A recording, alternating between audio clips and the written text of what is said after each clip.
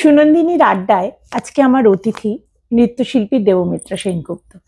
দেবমিত্রাদি, তোমাকে যেটা জিজ্ঞেস করা সেটা হচ্ছে বর্তমান পরিস্থিতিতে মেয়েদের নিরাপত্তা নিয়ে যখন আমরা খুব ভাবছি, তখন তুমি একজন মহিলা এবং নৃত্যশিল্পী হয়ে কি বলবে এখনকার মেয়েদের নিরাপত্তা নিয়ে?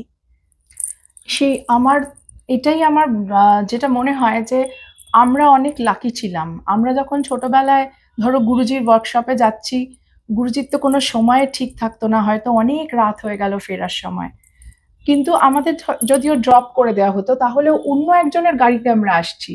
বাড়িতেও কেউ বিশেষ চিন্তা করতেন না, আর আমরা নিজেরাও কখনো ইনসিকিউর ফিল করিনি যে কি হবে, ভয় পাওয়া টাওয়া এগুলো আমাদের ছিল না। কিন্তু এখন যা যা ঘটনা ঘটছে আমরা সত্যি খুব ভয় পাই।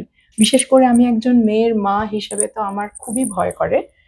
তো আর মেয়েরা তো এখন অনেক বেশি বাইরের জগতে অনেক বেশি অ্যাক্টিভ।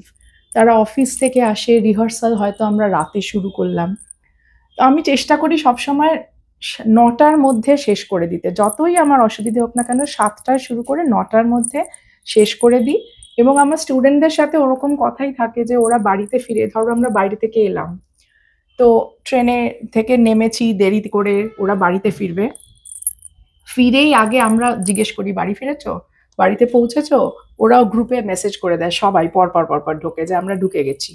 এক্স্যাক্টলি। এইভাবে আর কি করব, আমাদের পক্ষে তো আর নিরাপত্তা, আমরা তো সাধারণ মানুষ হিসেবে নিরাপত্তার ব্যবস্থা করতে পারি না।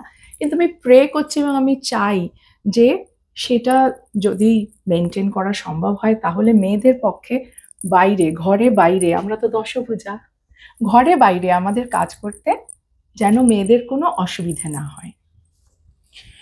সত্যি, মেয়েদের নিরাপত্তা নিয়ে আজকে আমরা সবাই খুব চিন্তিত।